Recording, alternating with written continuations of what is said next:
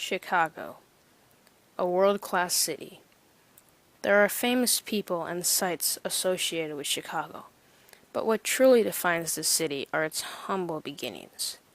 In 1673, Jacques Marquette and Louis Joliet were led from an Ottawa village in southern Illinois to the area that is now Chicago. On March 4, 1837, Chicago officially became a city.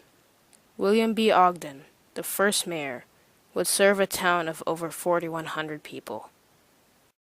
The Chicago Fire, an event so closely affiliated with Chicago's legacy and character. On October 8, 1871, a fire ignited on Chicago's west side. The blaze spread quickly, crossing the river's main branch and burning northward to Fullerton Avenue. 300 dead and 90,000 left homeless. $200 million in damages. The city showed perseverance, though, rebuilding itself to its original grandeur by 1875. Chicago set the tone for cities around the world.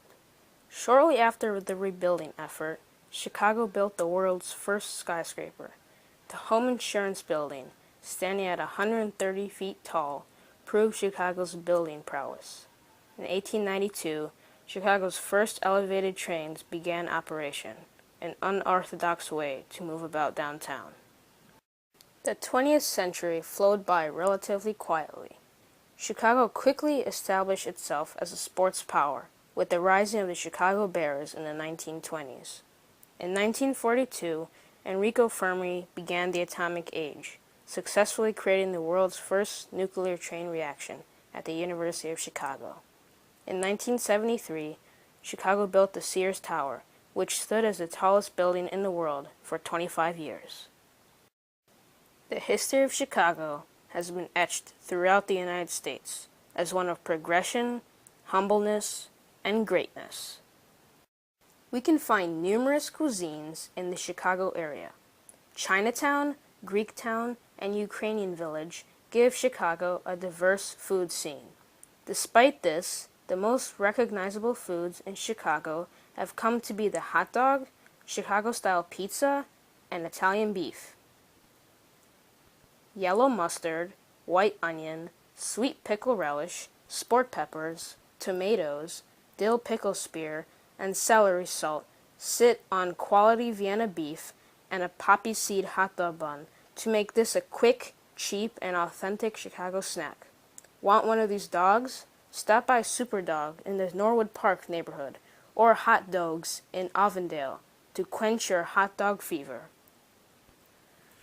Chicago-style pizza, the epitome of pizzas around the world.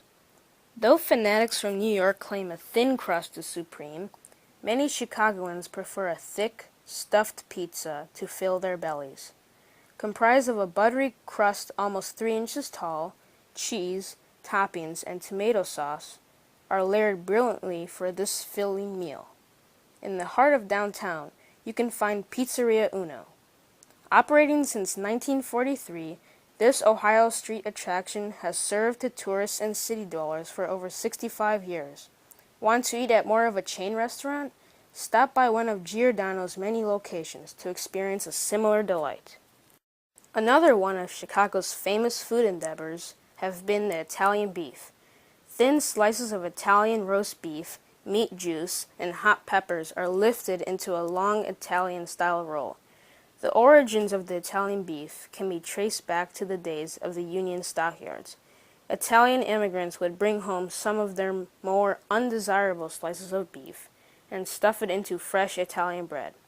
It's an acquired taste, but if you're willing to try it, stop by Al's Beef on Adams Street in the near Northside neighborhood to grab a bite.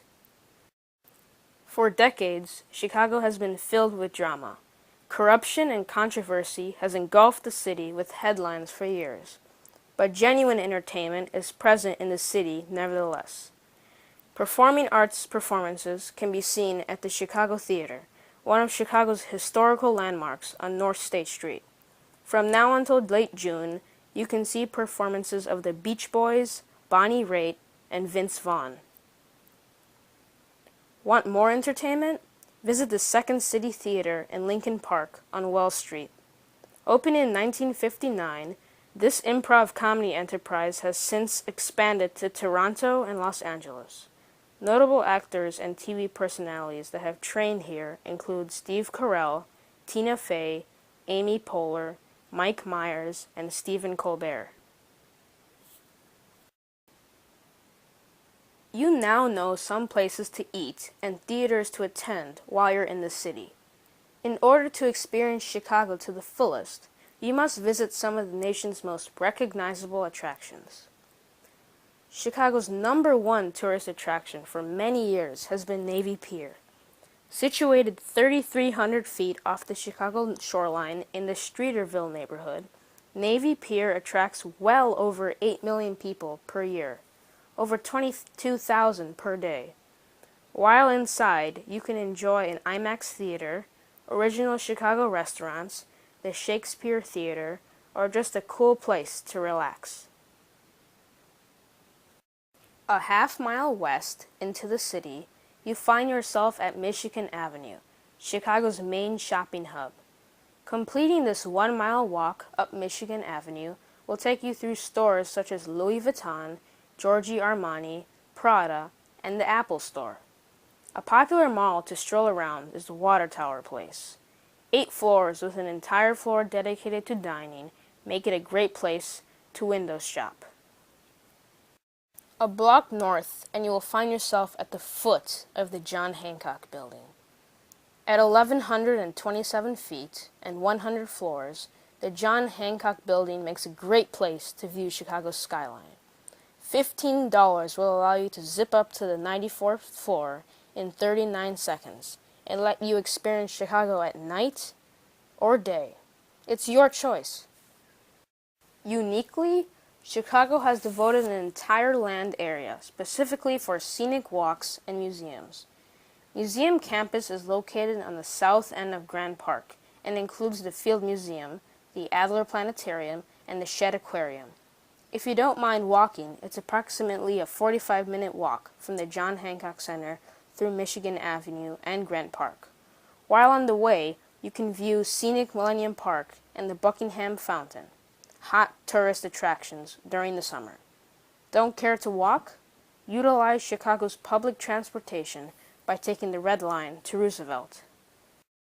Whether it's summer, winter, spring, or fall, it's never a bad time to visit the Windy City.